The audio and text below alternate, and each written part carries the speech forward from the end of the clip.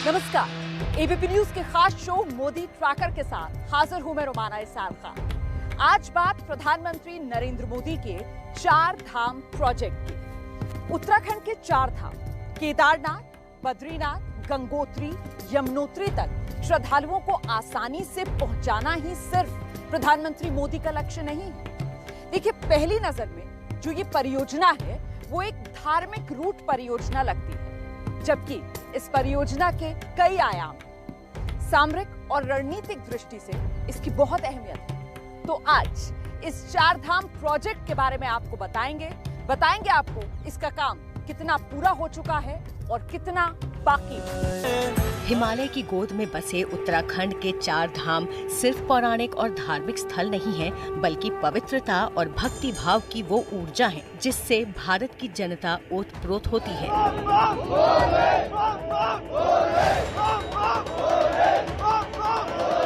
यहाँ हर साल आने वाले श्रद्धालुओं की भक्ति और उनकी ईश्वर के प्रति अटूट आस्था इस विश्वास को पूरा करती है कि यहाँ कण कण में ईश्वर का वास है।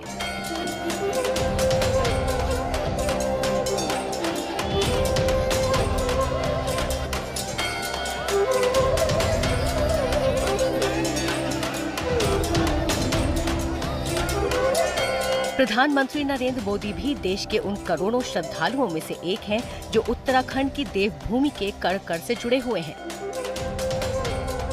उनका सपना है कि देश के सभी लोगों के लिए इस 4 धाम यात्रा को सुगम बनाया जाए, ताकि देश की इस सांस्कृतिक और धार्मिक विरासत से सब जुड़ सके। इस प्रोजेक्ट से उत्तराखंड के विकास के साथ साथ देश का विकास भी जुड़ा है। रणनीतिक रूप से बेहद अहम मानी जाने वाली 900 किलोमीटर लंबी इस सड़क परियोजना का उद्देश्य उत्तराखंड के 4 धामों के लिए हर मौसम में सुलभ और सुविधाजनक रास्ता देना है। हिमालय की 4 धाम यात्रा को छोटी 4 धाम यात्रा के नाम से जाना जाता है। तीर्थ यात्री यात्रा के दौरान सबसे पहले यमुनोत्री और गंगोत्री के दर्शन करते हैं। यहाँ से पवित्र जल लेकर श्रद्धालु केदारनाथ में जलाभिषेक करते हैं और अंत में बद्रीनाथ के दर्शन करते हैं, जिसके बाद हिमालय की 4 धाम यात्रा यहाँ पूर्ण हो जाती है। तीर्थ यात्रियों के लिए इन 4 धामों को अच्छी सड़क से जोड़ना ही 4 धाम प्रोजेक्ट का मकसद है। ज्यादा से ज्यादा जाएं, नई पीढ़ी को लेकर के जाएं, परिचित कराएं, माँ भारती का साक्षात्कार करें, हजारों साल की महान परंपरा की चेतना को अनुभूति करें। आजादी के अमृत काल में स्वतंत्रता आजादी का ये भी एक महोत्सव हो सकता है। हर हिंदुस्तानी के दिल में, हिंदुस्तान के हर कोने कोने में, हर कंकर कंकर में शंकर का भाव जग सकता है और इसलिए निकल पड़ने का ये समय है।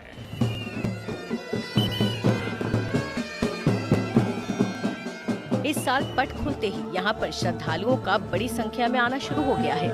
केदारनाथ में पहले दिन 20,000 श्रद्धालुओं ने दर्शन किए हैं। उम्मीद की जा रही है कि इस बार यहाँ रिकॉर्ड संख्या में श्रद्धालु पहुँचने वाले हैं। एबीपी न्यूज संवाददाता मनोज्ञा लोईवाल ने भी इस बार 4 धाम यात्रा कर यहाँ के बदले हुए हालात और 4 धाम प्रोजेक्ट की जमीनी हकीकत जानने की कोशिश की है।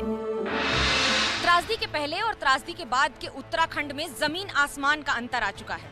बाबा का मंदिर तो अब देखने लायक हो गया है।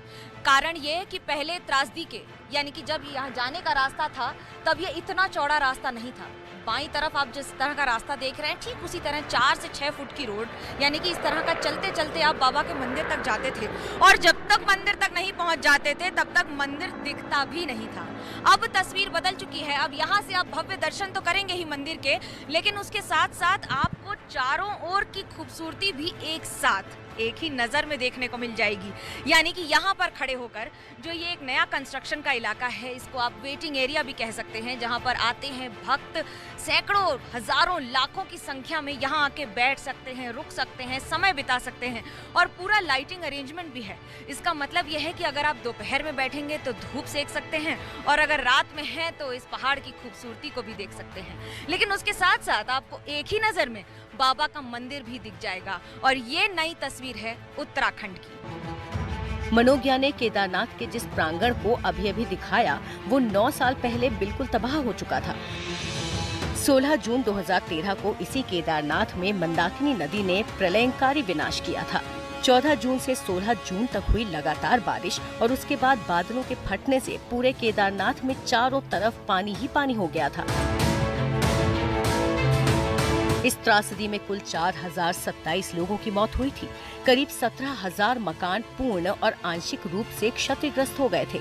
त्रासदी में 2162 छोटी बड़ी सड़कें और 258 पुल क्षतिग्रस्त हुए थे। 4515 गांवों में बिजली आपूर्ति बाधित हुई थी। कुल मिलाकर यहां करीब 14,000 करोड़ रुपए के आर्थिक नुकसान का आकलन किया गया था। जब ये घटना हुई थी तब मोदी गुजरात के मुख्यमंत्री हुआ करते थे। उस वक्त उन्होंने गुजरात के श्रद्धालुओं के लिए काफी बड़ा रेस्क्यू ऑपरेशन चलाया था। जब 2014 में वो प्रधानमंत्री बने तब उन्होंने तय किया कि वो इस क्षेत्र के विकास के लिए कुछ बड़ा करेंगे। इसीलिए 2016 में मोदी ने 4 धाम प्रोजेक्ट की आधारशिला रखी, जिसके तहत 4 धाम को जोड़ने वाले राष्ट्रीय राजमार्गों को चौड़ा, बेहतर और मजबूत करने का प्रण लिया गया। बद्रीनाथ, केदारनाथ, गंगोत्री, यमुनोत्री की यात्रा करने का जिसका सपना है, बूढ़े माँ बाप को लेकर के आना चाहता है, आप कल्पना कर सकते हो आज का ये प्रकल्प उन वृद्ध माँ बाप जो आने वाले दिनों में जब यात्रा के लिए आएंगे और सड़क बिना अवरोध ले जाती होगी, कितने आशीर्वाद हिंदुस्तान भर से मिलने वाले हैं, इसका आप अंदाज लगा सकते हैं। भगवान केदारनाथ से प्रधानमंत्री नरेंद्र मोदी का खास लगाव है। पीएम बनने के बाद से वो अब तक 5 बार केदारनाथ धाम में हाजिरी लगा चुके हैं। प्रधानमंत्री नरेंद्र मोदी देश के पहले प्रधानमंत्री बन गए हैं केदारनाथ में सबसे ज्यादा दर्शन करने का रिकॉर्ड जिनके नाम पर दर्ज है। दूसरे शब्दों में अगर कहूं तो अपने संसदीय क्षेत्र वाराणसी में काशी विश्वनाथ के बाद केदारनाथ ही वो तीर्थ है जहां प्रधानमंत्री नरेंद्र मोदी ने बार बार जाकर माथा टेका है। ये तस्वीरें पीएम मोदी के चौथे केदारनाथ दौरे की हैं। 18 मई 2019 को लोकसभा चुनाव के दौरान मोदी ने केदारनाथ यात्रा के दौरान इस गुफा में ध्यान लगाया था। उन्होंने इस गुफा में करीब 17 घंटे तक साधना की थी। अब इस गुफा को मोदी गुफा कहा जाने लगा है। तब से श्रद्धालुओं में इसे देखने की होड़ लगी रहती है।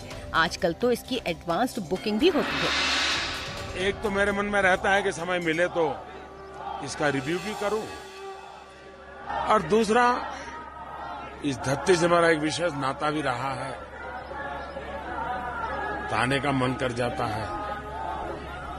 कल से मैं यहाँ हूँ, 2 दिन यहाँ एक गुफा में रहने चला गया था। 6 महीने पहले यानी नवंबर 2021 में पीएम मोदी ने अपने 5वें केदारनाथ दौरे पर कहा था कि वो भगवान भोलेनाथ के धाम में चल रहे पुनर्निर्माण कार्यों को दिल्ली में बैठकर ड्रोन कैमरे और सैटेलाइट तकनीक के जरिए देखा करते थे। उनका मन हमेशा ही यहाँ लगा रहता था। मेरा मन यहाँ लगा रहता था, तो मैं बीच बीच में ड्रोन की मदद से, टेक्नोलॉजी की मदद से मेरे दफ्तर से यहाँ का पूरा मैं एक प्रकार से वर्चुअल यात्रा करता था। लगातार मैं उसकी बारीकियों को देखता था, काम कितना पहुंचा, महीने भर पहले कहाँ थे, इस महीने कहाँ पहुंचे, लगातार देखता था। पहले यहाँ पर इतनी जगह नहीं हुआ करती थी कि आप देख सकें, यहाँ पर रुक सकें और उसके बाद आपको यहाँ पर बैठने की जगह या समय बिताने की जगह या फिर पाठ करने का समय मिले। अब ये सब संभव है। अब जब आप मंदिर में आएंगे तो यहाँ पर बैठ भी सकेंगे, समय भी बिता सकेंगे, पाठ भी कर सकेंगे, पूजन अर्चन भी कर सकेंगे और अपने मन की मन्नत मांग भी सकेंगे। आखिर बाबा हैं, सबकी इच्छा पूरी करते हैं। ऐसी उम्मीद है कि 4 धाम प्रोजेक्ट पूरा होने के बाद यहाँ पर श्रद्धालुओं की संख्या 2 गुनी से ज्यादा हो जाएगी। अगर हम सिर्फ केदारनाथ की बात करें तो 2015 से इंफ्रास्ट्रक्चर बेहतर होने के बाद यहाँ हर साल श्रद्धालुओं की संख्या बढ़ रही है। 2015 में 1,54,000, 2016 में 3,10,000, 2017 में 4,71,000, 2018 में 7,28,000, 2019 में 9,26,000 श्रद्धालु केदारनाथ आए थे। इसके बाद कोरोना की वजह से ये संख्या गिर गई। 2020 में 2,20,000 और 2021 में 2,42,000 श्रद्धालु ही आए। ऐसी उम्मीद है कि इस साल नया रिकॉर्ड बन सकता है। बद्रीनाथपुरी में यात्री ज़्यादा आते थे और उसके कई गुना कम यात्री केदारपुरी में आते थे, लेकिन प्रधानमंत्री जी ने जिस प्रकार से यहाँ पर यात्राएं की, एक तरीके से ब्रांडिंग केदारपुरी की हुई है, उससे आज केदारपुरी में यात्रियों की संख्या में कई गुना वृद्धि हुई है। इस वक्त देश की जीडीपी में प्रत्यक्ष और अप्रत्यक्ष रूप से पर्यटन की हिस्सेदारी 9.2% है। ऐसा माना जा रहा है कि 4 धाम प्रोजेक्ट से अगर उत्तराखंड में 12 महीने कनेक्टिविटी रहेगी तो उससे उत्तराखंड ही नहीं देश की भी आर्थिक तरक्की में काफी इजाफा होगा। 4 धाम की यात्रा जो पहले कई दिनों तक होती थी अब कुछ घंटों में तब्दील हो गई है। ये तस्वीर हम आपको सबसे पहले एबीपी न्यूज पर दिखा रहे हैं कि बदला क्या है। मैं इस समय हूँ एरो एयरक्राफ्ट के हेलीकॉप्टर में और इसके जरिए गुप्त काशी से लेकर केदारनाथ तक आप मात्र 10 मिनट में पहुँच जाएंगे। यकीन मानिए घंटों का समय चंद मिनटों में समेट दिया गया है। 4 धाम यात्रा उत्तराखंड में पर्यटन की रीढ़ मानी जाती है। प्रदेश की अर्थव्यवस्था में इसकी बड़ी हिस्सेदारी है, लेकिन सड़क मार्ग से सफर के दौरान यात्रियों को कई तरीके की दिक्कतों का सामना करना पड़ता है। खासतौर से बारिश के मौसम, भूस्खलन, पहाड़ों से पत्थर टूटकर गिरने की वजह से यात्रियों पर जान और माल का जो खतरा है वो लगातार बना रहता है। अब मोदी सरकार की मंशा ये है कि इस 4 धाम के सफर को 12 महीने मतलब हर मौसम में यात्रियों के लिए सुगम बना दिया जाए। देखिए, कहा यह जा रहा है कि एक बार अगर ये परियोजना पूरी हो जाती है तो फिर इसके कंप्लीट होने के बाद आने वाले करीब 200 साल तक इस सड़क मार्ग पर किसी तरीके की कोई दिक्कत नहीं आएगी। 3 मई को जब गंगोत्री और यमुनोत्री के पट खुले, श्रद्धालु बड़ी संख्या में यहाँ पहुँचे। गंगोत्री धाम में सीएम पुष्कर सिंह धामी भी पहुंचे और पूजा में शामिल हुए। कपाट खुलने के बाद सीएम धामी ने सबसे पहले पीएम नरेंद्र मोदी के नाम की पूजा की। मैं मां गंगा से प्रार्थना करूंगा कि हमारा प्रदेश आगे जाए, हिंदुस्तान के श्रेष्ठ राज्यों में से बने और हमारे देश के यशस्वी प्रधानमंत्री नरेंद्र मोदी जी के नेतृत्व में संपूर्ण देश के अंदर, संपूर्ण दुनिया के अंदर जो भारत का मान सम्मान और स्वाभिमान बढ़ रहा है वो लगातार मां गंगा के आशीर्वाद से बढ़ता रहे, उनका नेतृत्व बढ़ता रहे। एबीपी न्यूज संवाददाता मनोज्ञा लोईवाल ने गंगोत्री में मिलने वाली सुविधाओं का जायजा लिया। उन्होंने पाया कि पहले के मुकाबले यहाँ पर अब काफी विकास दिखता है। यहाँ आने वाले श्रद्धालु यहाँ पर मिलने वाली सुविधाओं से काफी खुश दिखे। हर हर गंगे से गुंजायमान है इस समय गंगोत्री, क्योंकि माँ का यानी कि माँ की डोली, गंगा माँ की डोली निकल चुकी है भैरव घाट से और जा रही है गंगोत्री की तरफ। इसकी खासियत यह है कि वर्ष में एक बार जब माँ अपने मायके से लौटती है तब इसी तरह से सजावट के साथ लौटती है। पहले से ज्यादा सुविधाओं के बावजूद अभी भी यात्रा इतनी आसान नहीं है। उत्तराखंड में 4 धाम की यात्रा शुरू होने के 2 दिन के अंदर यमुनोत्री धाम जाते हुए एक महिला समेत 4 बुजुर्ग तीर्थयात्रियों की दिल का दौरा पड़ने से मृत्यु हो गई। लोगों की मांग है कि मेडिकल सुविधाएं और रास्ते में आने जाने के दौरान विश्राम की सुविधाओं में और इजाफा होना चाहिए। उम्मीद की जा रही है कि 4 धाम रोड का निर्माण जब पूरा हो जाएगा तो सुविधाओं में और इजाफा किया जाएगा। 4 धाम प्रोजेक्ट के तहत कुल 889 किलोमीटर सड़क का निर्माण किया जाना है, जिसका बजट करीब 12,000 करोड़ रुपए रखा गया है। इसमें हाईवे को चौड़ा कर चारों धामों, यमुनोत्री जाने वाले NH94, गंगोत्री जाने वाले NH 108, केदारनाथ जाने वाले NH 109 और बद्रीनाथ जाने वाले NH 58 को आपस में जोड़ा जाता है। इस परियोजना को 53 छोटे छोटे हिस्सों में बांटा गया है, जिसकी जिम्मेदारी अलग अलग एजेंसियां संभाल रही हैं। इस प्रोजेक्ट के तहत 12 बाईपास, 15 फ्लाईओवर्स, 107 छोटे पुल और 3,889 कल्वेटर्स का निर्माण होना है। दिसंबर 2021 तक की रिपोर्ट्स के मुताबिक फिलहाल 647 किलोमीटर की सड़क पर काम चल रहा है, जिसमें से 565 किलोमीटर क्षेत्र में चौड़ीकरण का काम हो चुका है, जबकि 526 किलोमीटर क्षेत्र में पेंटिंग का काम भी लगभग पूरा हो चुका है। कौन कहता है कि आसमान में सुराख नहीं हो सकता, एक पत्थर तो तबीयत से उछालो यारो। और कौन कहता है कि पहाड़ पर रास्ता नहीं बन सकता, एक सुरंग तो मजबूत बनाओ यारो। कुछ ऐसा ही हुआ है उत्तराखंड में, जिसकी वजह से अब ऑल वेदर रोड बन रही है।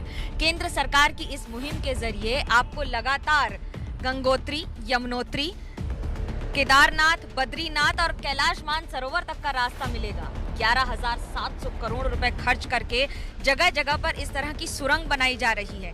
करीब 153 सिविल वर्क जारी हैं कई जगहों पर और ये 4 धाम नेशनल हाईवे जो 900 किलोमीटर लंबा होगा उसमें जगह जगह पर आपको इस तरह की सुरंग से गुजरना होगा। पिछले कुछ वर्षों में उत्तराखंड की तस्वीर काफी बदल गई है, जैसे कि इस तरह की सुरंग।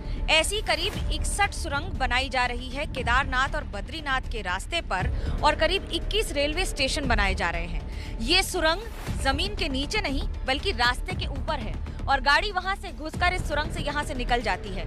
लेकिन पहाड़ का ये नजारा इस बात का सबूत है कि जब भी ऊपर से पत्थर गिरते हैं या भूस्खलन होता है या बारिश की वजह से यहाँ रास्ता बंद हो जाता था जो अब नहीं होता है। यही लोग कहते थे कि पहाड़ों पर सड़कें बनाना आसान नहीं है, इसलिए यहाँ तो ऐसे ही चलना पड़ता है। लेकिन आज उत्तराखंड में चारों धामों को जोड़ने के लिए ऑल वेदर रोड का काम चल रहा है। चारधाम परियोजना एक तरीके से ऑल वेदर रोड परियोजना है। ये उत्तराखंड में सिर्फ चारधाम को जोड़ने भर की परियोजना नहीं है, बल्कि एक तरीके से ये राष्ट्रीय महत्व की परियोजना है। दरअसल ये जो चारधाम परियोजना है, इसके जरिए उत्तराखंड में जो चारधाम है, गंगोत्री, यमुनोत्री, केदारनाथ, बद्रीनाथ, उन्हें जोड़कर पर्यटन को तो बढ़ावा मिलेगा ही, लेकिन साथ ही साथ पड़ोसी चालबाज देश चीन को चुनौती देने के लिहाज से भी ये परियोजना बेहद महत्वपूर्ण है। वैसे पहले इसका नाम ऑल वेदर प्रोजेक्ट ही था, लेकिन बाद में इसको बदलकर चारधाम प्रोजेक्ट किया गया। चारधाम परियोजना के तहत भारत की चीन तक पहुंच और आसान हो जाएगी और किसी भी मौसम में भारतीय सेना चीन से सटी सीमाओं पर पहुंच सकेगी। ये इसीलिए जरूरी है क्योंकि सीमा के उस पार चीन भी काफी कंस्ट्रक्शंस कर रहा है। उत्तराखंड के उत्तरकाशी, चमोली जिले चीन बॉर्डर पर है, लिहाजा सामरिक दृष्टिकोण से यहाँ से हथियारों और जवानों को ले जाने के लिए बेहतर सड़क को काफी महत्वपूर्ण माना जाता है। चारधाम प्रोजेक्ट के तहत रोड बनने से चीन के हौसले पस्त करने में भारतीय सेना को काफी मदद मिलेगी। चारधाम प्रोजेक्ट को लेकर सरकार की तरफ से सुप्रीम कोर्ट में अटॉर्नी जनरल के वेणुगोपाल ने कहा था कि चीन की तरफ से सीमा पर हवाई पट्टी, हेलीपैड, टैंकों, सैनिकों के लिए बिल्डिंग्स का निर्माण किया जा रहा है और यहाँ तक कि रेलवे लाइंस बिछाई जा रही हैं। टैंक, रॉकेट लॉन्चर और तोप ले जाने वाले ट्रकों को इन सड़कों से गुजरना पड़ सकता है, इसलिए सड़क की चौड़ाई 10 मीटर की जानी चाहिए। 1962 के भारत चीन युद्ध का संदर्भ देते हुए वेणुगोपाल ने कहा था कि हमारे सैनिकों को सीमा तक पैदल चलना पड़ा था, इसलिए सशस्त्र बलों को स्थिति पर गंभीरता से ध्यान देने की जरूरत है। मोदी सरकार की इस परियोजना में कई दिक्कतें भी आई। बहुत से एनजीओज ने इसे पर्यावरण के लिए बड़ा खतरा बताया। उनका मानना था कि इस प्रोजेक्ट से पर्यावरण को जो नुकसान होगा उसकी भरपाई नहीं हो पाएगी। आखिरकार ये मुद्दा सुप्रीम कोर्ट पहुंचा और सुप्रीम कोर्ट में सभी पक्षों की दलील सुनने के बाद अदालत ने इस प्रोजेक्ट को हरी झंडी दिखा दी। केंद्र सरकार ने मार्च 2020 तक ही इस परियोजना को पूरा करने का लक्ष्य रखा था, लेकिन ये अभी तक पूरा नहीं हो पाया। मोदी सरकार ने लोकसभा में बताया कि नेशनल ग्रीन ट्रिब्यूनल और अदालतों की आपत्तियों के कारण इस परियोजना को पूरा करने में देर हो रही है। NGO citizens for green Doon ने पर्यावरण के प्रति चिंता जताते हुए प्रोजेक्ट को कोर्ट में चुनौती दी थी। इस परियोजना के तहत 50,000 पेड़ों के काटे जाने को लेकर भी सवाल खड़े किए गए थे। इस प्रोजेक्ट में सड़क चौड़ीकरण के लिए विस्फोट करने के मुद्दे पर भी पर्यावरणविद चिंता और नाराजगी जाहिर कर रहे थे। उनके मुताबिक पहाड़ों को इससे काफी नुकसान हो सकता है। इसके अलावा चौड़ीकरण से निकले मलबे को भी जैसे तैसे फेंके जाने पर भी सवाल खड़े किए गए, लेकिन सुप्रीम कोर्ट ने देश की रक्षा जरूरतों के आधार पर इस प्रोजेक्ट को सही ठहराया। मेरे प्यारे भाइयों बहनों, ये दशक उत्तराखंड का दशक है। ये 10 साल उत्तराखंड के लिए बहुत महत्वपूर्ण है। उत्तराखंड में इस चारधाम परियोजना को इस साल विधानसभा चुनाव से पहले पूरा हो जाना था, लेकिन ऐसा हो नहीं पाया। अब इसकी डेडलाइन जो है उसे बढ़ाकर दिसंबर 2024 कर दिया गया है। लेकिन इतना तय है कि जब ये प्रोजेक्ट पूरा होगा तो फिर ये उत्तराखंड के इतिहास में एक सुनहरा पन्ना होगा और जाहिर सी बात है इसकी सफलता का सेहरा जो है वो प्रधानमंत्री नरेंद्र मोदी के सिर पर होगा। तो फिलहाल मोदी ट्रैकर में इतना ही। मुझे इजाजत दीजिए, अगले हफ्ते आपसे फिर मुलाकात होगी। तब तक देश दुनिया की हर खबर के लिए आप देखते रहिए एबीपी न्यूज।